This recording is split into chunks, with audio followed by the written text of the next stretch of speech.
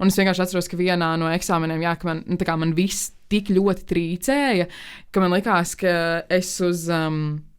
Jums ir tāda neliela skatuvīte, un tad viss tev skatās, un gan tev kursbiedrs, gan kurus pusi tu nepazīst, gan arī lektori, profesori un vispārējais.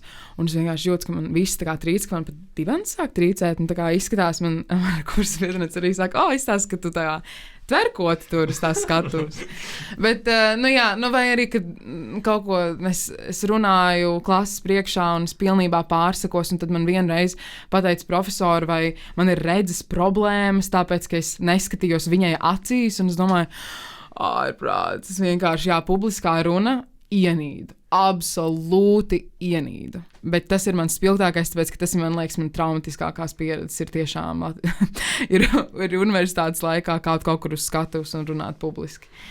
Bet vai tev šī pieredze, kas, kā tu teici, ir traumatiska, vai viņa palīdzēja kaut kā pēc tam turpmākajā dzīvē pārvarēt kaut kādas bailes vai ko tādu? Noteikti, jā, noteikti. Man īstenībā pat šķiet, ka es nekur neesmu tik ļoti satraukusies kā universitātē uz skatuves, jo varbūt tāpēc, ka tas ir tas akadēmiskais aspekts tajā visā, jo man liekas, ka es esmu vadījusi kaut kādas tur lekcijas skolēniem, dažreiz arī pat studentiem, vai uzstājusies kaut kāds pasākums vadījis vai ko, un tiešām nekas nav tik satraucošs, kā iziet auditorijas priekšā, kursa biedru un profesoru priekšā un stāstīt par kaut ko un pārliecināt viņus. Es vienkārši tā autoritāte...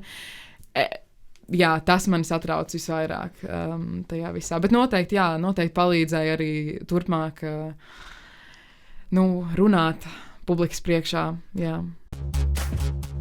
Studiju gadu piedzīvojumi un atklāsmes. Raidījumā Grāts kabatā.